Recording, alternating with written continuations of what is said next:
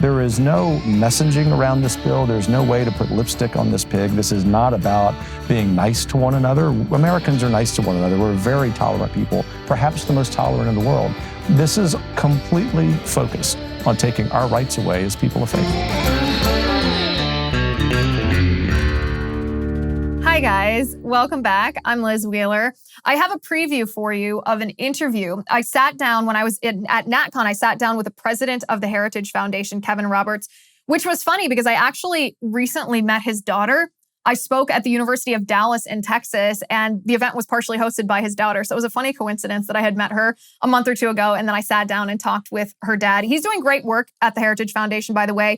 And we talked about a couple of initiatives that they're undertaking at Heritage, including what's called the Education Freedom Report Card. What this is it's a ranking system or metrics where you can gauge how free your state is when it comes to school choice or educational freedom issues. And once you see where your state ranks compared to other states, then there are action items, things that you can do to get involved in increasing the freedom of education in your state. It's a really cool tool. Very nerdy, very cool. And I made a little bit of fun of him, but really it's pretty neat. I think you'll like hearing about it. We also talked about the fiscal blueprint that Heritage Foundation has released. This is to counter the Democrats' accusation that, Republicans are the party of no. Well, Heritage came up with a plan of what Republicans ought to do when they take back Congress in November.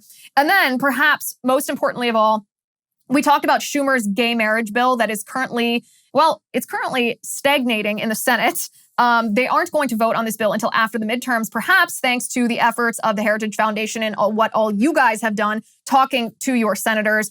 But Dr. Roberts and I talked about how this bill in reality isn't about gay marriage. It actually targets us as people of faith. So if you want exclusive early access to interviews just like this one, please join us on the Liz Wheeler Show community on Locals. That's lizwheelershow.com/locals. In the meantime, I hope you enjoy this interview.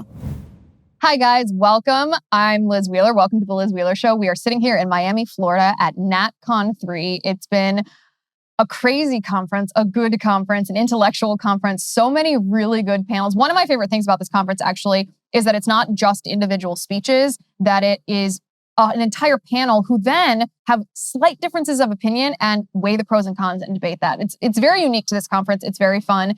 If you weren't able to come this year, you should think about coming next year. It's also in the great free state of Florida, so who can turn that down? But sitting here with me today is we've been trying to set this interview up for probably 2 or 3 months now because we've crossed paths like 20 times. It is president of the Heritage Foundation, Dr. Kevin Roberts. Liz, it's a pleasure to be here. As we were talking about before we came on, we even tried to do this during really cold weather on March for Life Day in January, right? We did. And then I actually saw your daughter. I spoke at the University of Dallas to her Claire Booth Luce group there and met her there. And I was like, well, I missed your dad, but at least I saw you. Yes, you got the better part of the deal. Oh, that's very sweet. She was a lovely young lady. So one of the most common questions that I get from people on my Locals community, we talk about policy a lot, we talk about strategy over there, and one of the most common questions is sort of an age-old question that faces Republicans, and that is, aren't you just the party of no?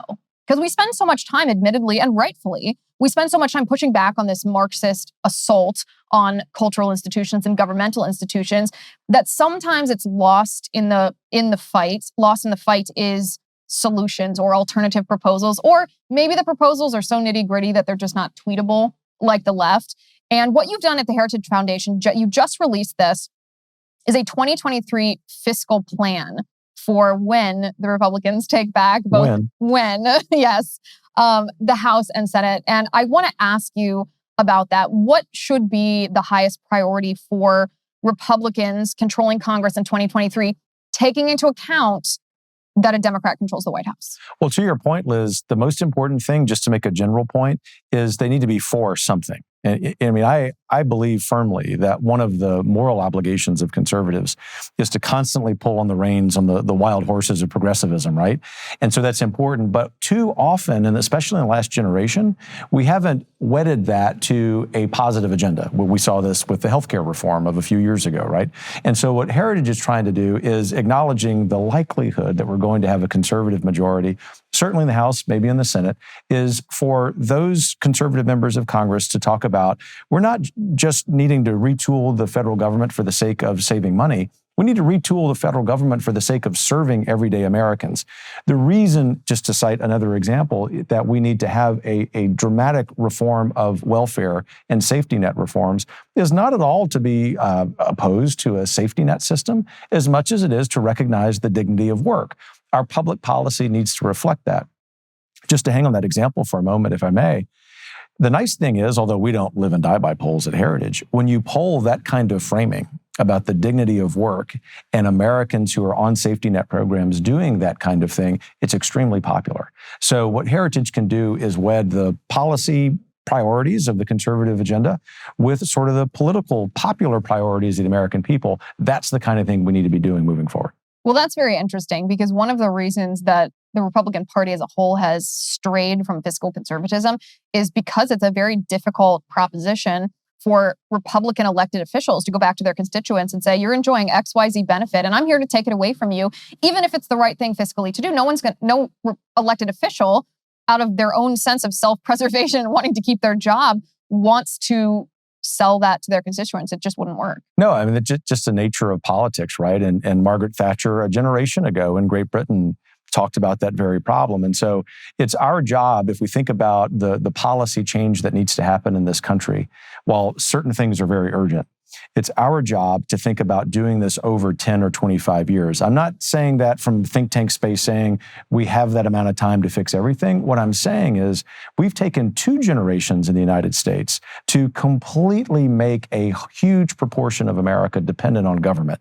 We're not going to be able to snap our fingers and change that overnight. Therefore, we have to be very good, going back to your original framing, of talking about what we're for. And every single one of those times, we need to frame what we're for in those specific policies, education, safety net reform, foreign policy, as what's in the interest of the everyday American. Yeah. And I don't think Republican elected officials, I know I'm pretty harsh on them, but that's because I want them to do, that's because I want them to do their job well. I hired them. I get to hold them accountable. That's the right attitude. That's right. I'm hard on them because I want them to do their job well because they need to serve the American people. So NatCon is sponsored by the Edmund Burke Foundation. And so I want to get a little nerdy for a second. And I want to talk about one of the biggest divides in the conservative movement and Republican Party is a very healthy battle, by the way, between the John Lockean definition of liberty, which is a more libertarian, individual rights-centric view of liberty, versus the Edmund Burkean idea of ordered liberty. Where do you stand on that question and why? Firmly in the latter camp. I am a Burkean through and through, particularly a Kirkian, although there's some tension between Burke and Kirk, just to continue this geek out with you, which is a lot of fun.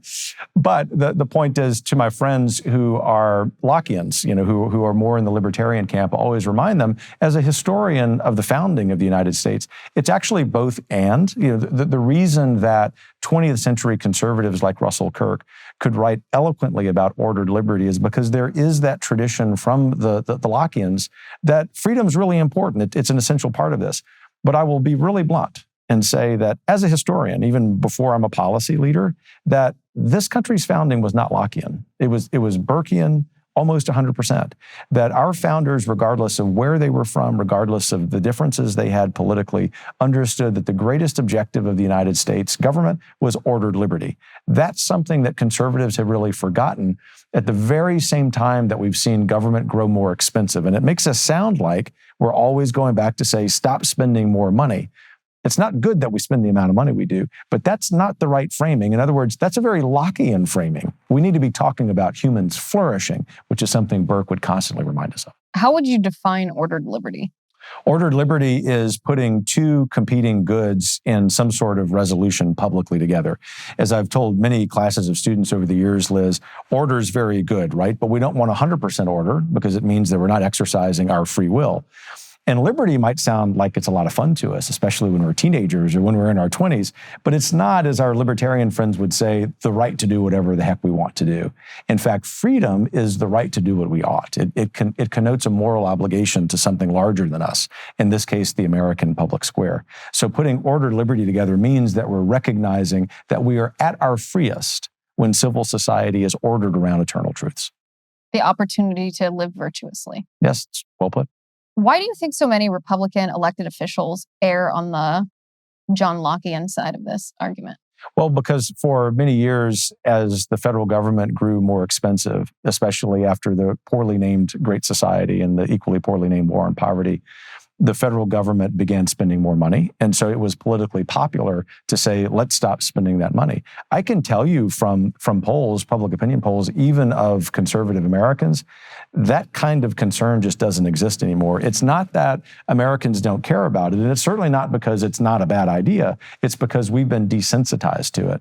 And so the reason, in short, is because it was politically popular, but it no longer has that political cachet, if you will. That's all the more reason for us to talking about the effect of that overspending on our everyday lives, which is very clear. Like the moral aspect of it, the rightness or the wrongness versus just the practicality. That's exactly right. It's also, I think, because we're so prosperous as a nation, our grandparents were raised in a nation where they understood that if you weren't fiscally responsible, the catastrophic effects it could have. And at least my generation doesn't fully grasp that because they never lived it. Yeah, that's right. Because even Americans who grow up in working class families generally have access to credit, generally have access to credit cards. So there isn't that.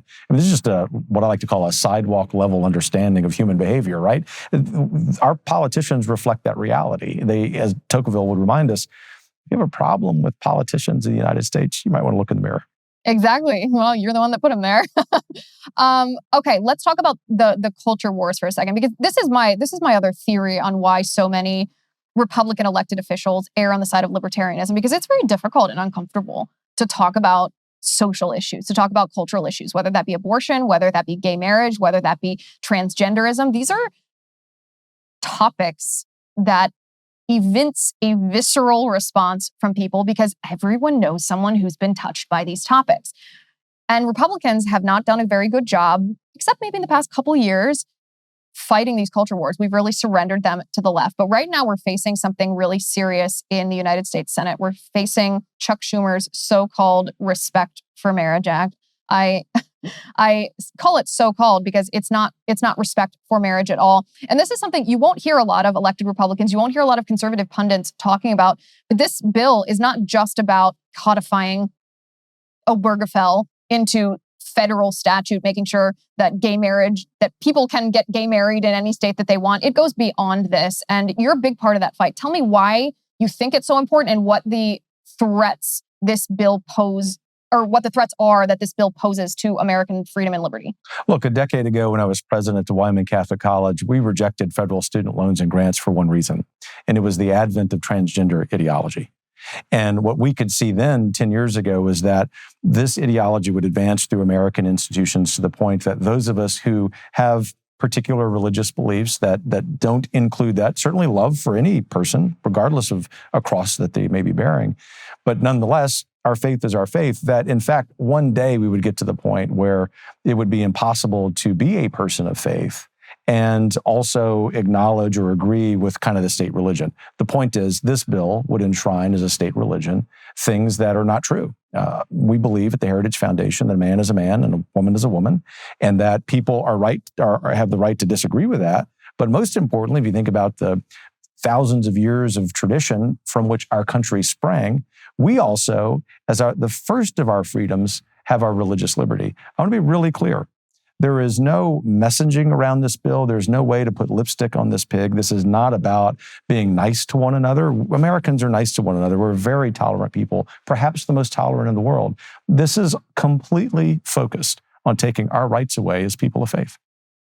Because and tell me exactly the mechanism of this, the language of the bill. How does it infringe upon people's religious freedom? How would it affect you? How would it affect me? Yeah, whether someone is, say, working for a Christian school, or in my case, I lead a secular organization, but I happen to be a man of faith, leading just about everyone at Heritage, people of faith, that we would be forced to hire people to, even in public events, have people who would perhaps be very disruptive to what we're studying, to what we're covering in a particular event. My gravest concern actually is with churches. If we have, just to cite a couple of examples, a Baptist pastor in Minnesota who's talking about the truth of his faith. We have a Jewish rabbi in New York City talking about the truth of his faith. These are churches that would not be able to do that. And so the mechanism of the bill would disallow that from happening. I ran a Catholic school. I started a K through 12 Catholic school. It would have prevented us as a faithful Catholic school from adhering to our religious tenets. And so the lesson I learned from the courageous stance we took in Wyoming on this very issue was that Americans not of faith understand that if you take away religious liberty from those of us for whom it's important, you then as government can take away whatever you want. And I think that's a really important part of the messaging against this bill that more conservatives need to use. And the penalty is loss of tax-exempt status for churches and schools that rely on that. That's exactly right. And for people in your audience who may not be Roman Catholic, of course, our faith or leaders of our faith can be really reticent about this because of how strict our faith is on these teachings. And I have close friends who are Catholic priests who are deathly afraid of this bill, not because they hate someone who is suffering from gender dysphoria. In fact, they would be great people to talk to who would love them and defend them. It would mean that, in fact, these churches cease to exist. That is not hyperbole. So Heritage, as a secular institution, sees a huge problem with this regarding religious liberty, but for that matter, Liz, the entire Bill of Rights. Yeah. I mean, when you read the language of the bill, like you look at the text, it's obviously the ulterior motive goes way beyond gay marriage or treatment of gay people, and it's a direct assault on people of faith. That's right. It's really shocking. I mean, all Republican senators, I did a whole episode of this on my show, all Republican senators should vote no. This actually shouldn't even be a conversation we have to have, since the Senate needs 60 votes in order to pass this. That would mean that 10 Republicans would have to vote with the Democrats. The fact that there are 10 Republicans who are considering this, I firmly request that they read the text of this bill and really study it, because this is not what it appears to be. I do as well. And I can tell you that there are a number of groups across the country of various faiths and some of no particular faith who are working to spread that message of common sense. As my scholars, my colleagues at the Heritage Foundation walk the halls of the Capitol, we could use some help. And this is, if I may be blunt, in the spirit of charity, this is a time for the conservative movement in America to stand up for common sense, for people of faith, for people of no faith. As I said, if this passes, this government is now able to do whatever the heck it wants to do. And obviously, none of us need that any more than we already have. No, I mean, the Biden administration made it very clear what they feel about anyone who is a Republican, what an ultra mega he calls us, which is a euphemism for domestic terrorists. So those are the people that will be in charge. Let me ask you about something else that's happening at Heritage. It's something you recently unveiled, this education freedom metric. Tell me about this. This is really cool. I'm very excited because at my core, even though I'm a policy guy, I'm an academic. And so I love the research products that Heritage does. We publish all of them in the spirit of they becoming tools for effecting policies change. And so this one, I think, is one of the best that we published ever. Yeah. It's called the Education Freedom Report Card. It grades all of the 50 states and the District of Columbia on what they have done to put educational freedom in the hands of parents and students. And so some states do really well. State of Florida, where we were recently acknowledging their victory, so to speak, as number one.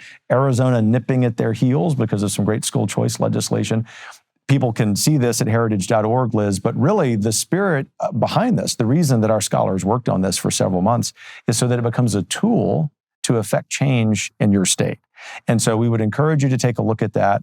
In my adopted home state of Texas, Texas does well in some respects, like regulatory freedom, but it does an awful job when it comes to school choice. So there's a huge opportunity for anyone watching or listening to your show who goes and uses that report card to go to their legislator in Texas, for example, and say, Texas is supposed to be number one. Let's go make that happen. Yeah, which these are my favorite kind of things, because I'm sure you experience the same thing, but everybody, and that's a generalization, most people in the conservative movement understand the enemy that we're facing. They feel galvanized, they feel energy, and they don't always know where to direct this. What can I do if I'm not a policy wonk? What can I do if I don't work in Washington, D.C.? Where can my skills make a difference? And this is the kind of tool that makes that happen. You can see in your state what is good in the education system, what is bad, and then you can specifically pressure your state legislatures to make that change. That's incredibly powerful. It is. And then the other thing is, some of the state education commissioners, governors, we always hear from these folks who don't score so well, legislators.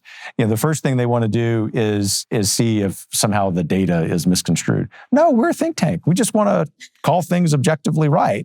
And so we have not made a mistake with the data, I can assure you of that. But the real point that I want to make, Liz, is that we will be updating this in real time so that when laws are passed in states, for example, if Texas were to pass, as they should, a universal private school choice bill in which every dollar follows every child, I can practically guarantee that the results of that formula is that they would be number one.